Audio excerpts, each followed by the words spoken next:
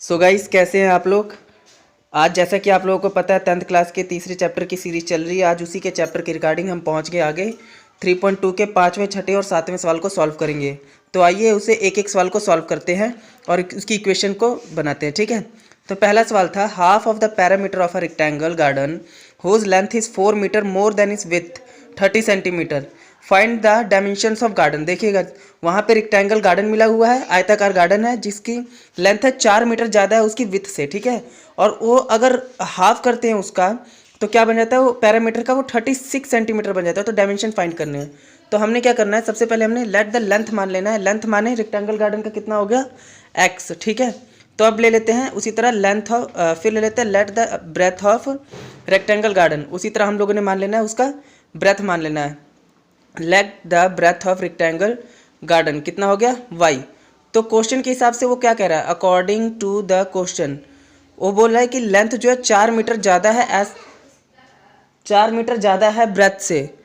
तो क्या आएगा guys, x is equals to y plus 4, क्योंकि जो है लेंथ है x, y है ब्रेथ, तो y की ब्रेथ के अंदर हम 4 ऐड कर देंगे तभी तो बैलेंस होगी। तो लिख देंगे x is equals to y plus 4।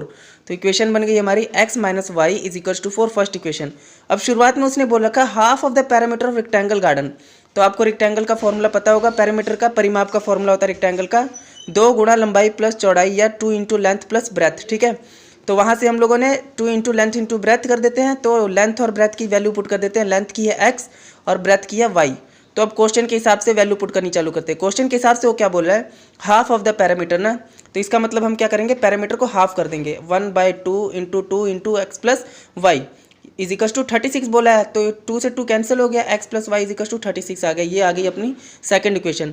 हमें आंसर निकालना है तो हम क्या करते हैं, कोएफिशिएंट मेथड से इसको सॉल्व कर लेते हैं। हम दोनों इक्वेशन को लिख के हम लोग इसको कोएफिशिएंट मेथड से सॉल्व कर लेते हैं। तो अपना आ जाएगा 2x इज इक्वल टू 40, ठीक है। तो x की वैल्यू आ गई अपनी 20। तो अब यहाँ पे x की वैल्यू 20 आ गई, तो इसका मतलब x क्या है, अपना लेंथ था, तो लेंथ की आ गई वैल्यू x मतलब 20 आ गई, ठीक है। तो अब उस x की वैल्यू को हम लोगों ने पुट कर देना है। पहले इक्वेशन में पुट करके देखते हैं। पहले इक्वेशन ले लेते हैं, x माइनस वाई वाले में पुट कर दे जो कि 4 है। तो x इज 20 पुट कर दिया, y इज इक्वल टू 4, तो y की वैल्यू आ गई 20 minus 4, y is equal to 16। देखिए ब्रेथ 16 आ गया, लेंथ कितना हो गया 4 ज़्यादा, इसका मतलब 20, x आ गया 20, ब्रेथ आ गया 16, तो इसका मतलब y आ गया 16, x आ गया 20, ठीक है। लेंथ और ब्रेथ की वैल्यू पता लग गई। अब आते हैं सेकंड सवाल पे। उसने बोला है given the linear equation 2x plus of 3y minus of 8 is equals to 0, right another linear equation in 2 variable such that the geometrical representation of the pair of the form dash, ठीक है। उसने देखो एक equation दे रखा है और बोला है कि ये कंडीशन, हमें दूसरी इक्वेशन खुद ब खुद फाइंड करनी है हम लोगों को। तो दूसरी इक्वेशन खुद ब खुद फाइंड करने के लिए हमें क्या करना होगा गाइस, हमें अपने आप से ही कोई वैल्यू नहीं ली होगी। उनने पहले बोल रखा है इंटरसेक्टिंग की बताओ, तो आपको कंडीशंस का पता होना चाहिए, आप ऑटोमेटिकली उस चीज़ को कर लेंगे। तो इक्वेशन है पहली 2x plus of 3y minus of 8 is equal to 0। तो यहाँ से साफ पता लग रहा है a1 की वैल्यू तो 2 है, b1 की वैल्यू 3 और c1 की वैल्यू -8 है, ठीक है। कंपेयर करते हैं जब, तो हमें a2 और b2 और c2 की वैल्यू चाहिए, और किसके लिए, इंटरसेक्टिंग लाइन के लिए। तो कंडीशन इंटरसेक्टिंग को आप क्या बोलते हैं, यूनिक सोल्यूशन भी बोलते हैं। तो आपको पहले कंडीशन पता होना चाहिए, तभी आप दूसरी वैल्यू ले सकते हैं। उसकी कंडीशन होती है a1/a2 not equals to b1/b2, या तो इक्वल भी हो सकती है c1 c2 के, या तो नॉट की भी। तो आप पहले ये कोशिश करें कि a2 की वैल्यू ऐसी लें और a2 और b2 की ऐसी वैल्यू लें जो कि दोनों आपस में मैच ना कर जाए, बराबर ना हो। मतलब कि जब कटिंग कुटिंग करें तो a1/a2 और b1/b2 बराबर ना हो जाए, ठीक है। तो इसीलिए मैंने क्या ले लिया, a2 6 ले लिया, b2 ले लिया 5। तो आइए उसको पुट करके देखते हैं। a1/a2 अब क्या बन गया हमारा, देखिए 2/6 बन गया, और उसी तरह हमारा b1/b2 क्या बन गया अपना 3/5, c1/c2 उसी तरह बन गया 8/1, ठीक है। देखिए यहाँ पे अगर हम काटते भी है इसको 1/3, तो देखिए 1/3 तो नॉट इक्वल्स टू 3/5 है, ठीक है। तो इसका मतलब यूनिक कंडीशन को सेटिस्फाई कर रहा है, यूनिक वैल्यू को। तो इसका मतलब ये क्या करेगा, यहाँ पे हम लिख सकते हैं this condition is satisfy for intersecting और यूनिक सोल्यूशन, ठीक है। या तो इंटरसेक्टिंग या तो यूनिक सोल्यूशन दोनों को सेटिस्फाई कर रहा है।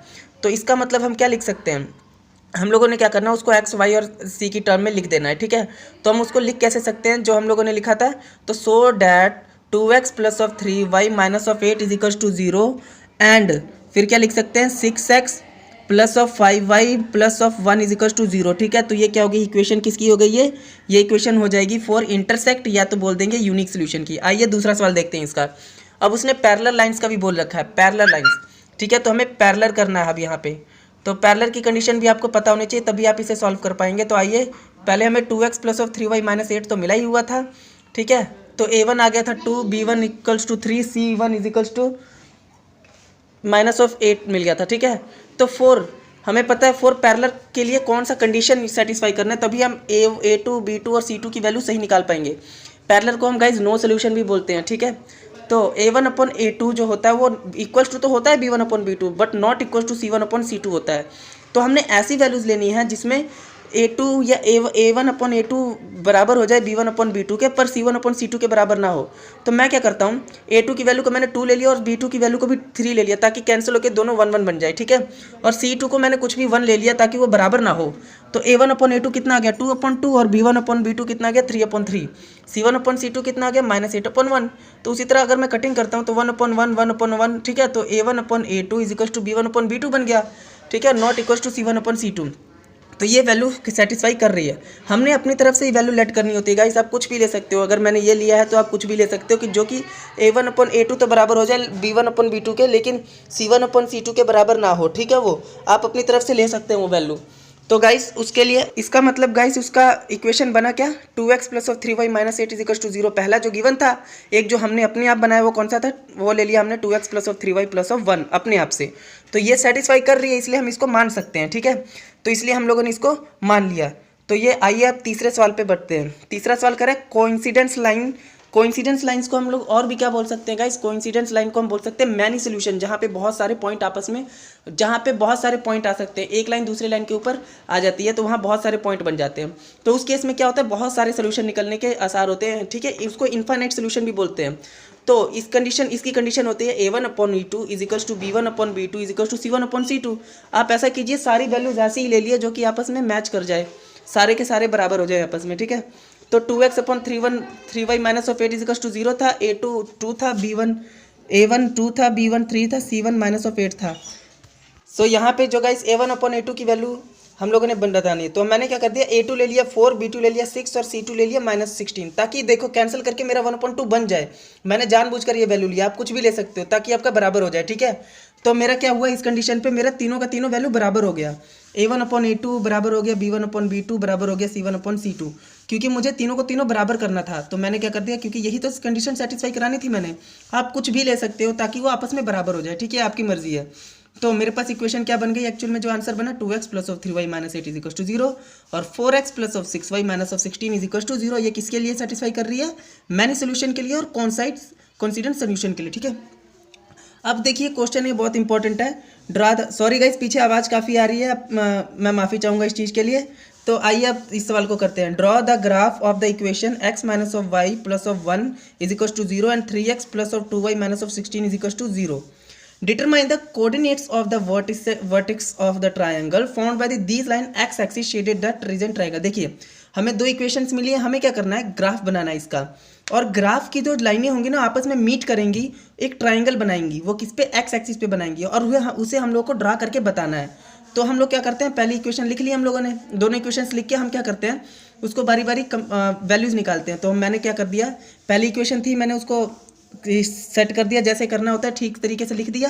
अब आगे मेरे पास x minus of y is equal to -1 और दूसरा बन गया था 3x plus of 2y is equal to 12। तो क्या किया मैंने, पहले में x की वैल्यू 2 पुट कर दी। जब मैं पहले में x की वैल्यू 2 पुट करता हूँ तो क्या बन गया, मेरे पास y की वैल्यू 3 निकल आई, ठीक है। अब मैं उसी x की वैल्यू में 3 पुट करता हूँ तो मेरे पास y की वैल्यू निकल आई 4, ठीक है। अब हम इसको बॉक्स में बना के लिख लेते हैं, x और y। देखिए जब मैंने x की वैल्यू पुट की थी 2 तो y की वैल्यू आई थी 3, जब मैंने x की वैल्यू 3 पुट की y की वैल्यू 4 आई थी, ठीक है। अब सेकेंडली हम सेकंड इक्वेशन के साथ भी ऐसा ही करेंगे। तो सेकंड इक्वेशन थी मेरे पास 3x plus of 2y is equals to 12, तो 3x plus of 2y is equals to 12। मैं पुट करता हूँ यहाँ पे, x को पुट कर लेते हैं, यहाँ पे 1 पुट करते हैं, 2x इज इक्वल, नहीं गाइज यहाँ पे 1 ठीक नहीं रहेगा, क्योंकि 1 अगर पुट करते हैं तो सही आंसर नहीं बनेगा। ऐसा करते हैं यहाँ पे इसको पुट कर लेते हैं, 1 की जगह आप पुट कर लीजिए 2 पुट करते हैं तो शायद कैंसिल हो जाएगा ना आसानी से। तो 6 plus of 2y is equals to 12 आ गया, 2y is equals to 12 minus of 6 और 2 को अपॉन ले आता हूँ तो 6 अपॉन बन जाएगा 2, तो ये आ जाएगा 3, y की वैल्यू अपनी आ गई 3। अब एक और निकाल लेते हैं क्योंकि हमें ग्राफ बनाना है, तो आइए एक और वैल्यू इसकी निकाल लेते हैं। जब हम इसकी एक और वैल्यू निकालते हैं तो x को हम लोग क्या पुट कर लेते हैं, 4 पुट कर लेते हैं, तो हमारा क्या बन गया, 3y plus of 2y is equals 12 था, 4 पुट कर लेते हैं, 3 4 देखिए जब 4 पुट करते हैं तो y की वैल्यू ऑटोमेटिकली क्या बन जाएगी अपनी 0 आ जाएगी, क्योंकि 12 से 12 कैंसिल हो जाएगा वहाँ पे, y इज इक्वल टू 0। ठीक है, तो अब आइए अब इसको भी लिख लेते हैं, तो x y, ठीक है, दोनों को लिख लेते हैं वैल्यू। अब मुझे ग्राफ बनाना है, तो गाइज ग्राफ बनाने के लिए आपको पता है आप रफली ग्राफ बना लीजिए या तो आप ग्राफ ले लीजिए। ठीक है, मैंने यहाँ पे रफली बनाया है ताकि आप लोगों को समझ आ जाए।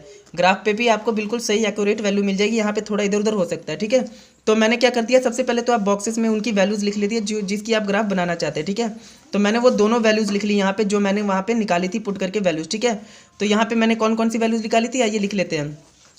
मैंने दोनों वैल्यूज़ लिख ली, आप साइड में लिख लीजिएगा ताकि आपको आसानी हो। देखिए जब मैंने 2 पुट किया x तो y आया था 3, तो मैंने लिख दिया। ठीक है, और उसी तरह जब मैंने 4 पुट किया x को तो y आया 0। ठीक है, तो ये मेरा एक। उसी तरह गाइज मैं दूसरी वैल्यू पुट करता हूँ। देखिए जब मैंने 2 पुट किया x को तो y आया था 3, चलो मैंने वो भी पुट कर लिया, और जब मैंने 3 पुट किया तो y आया 4।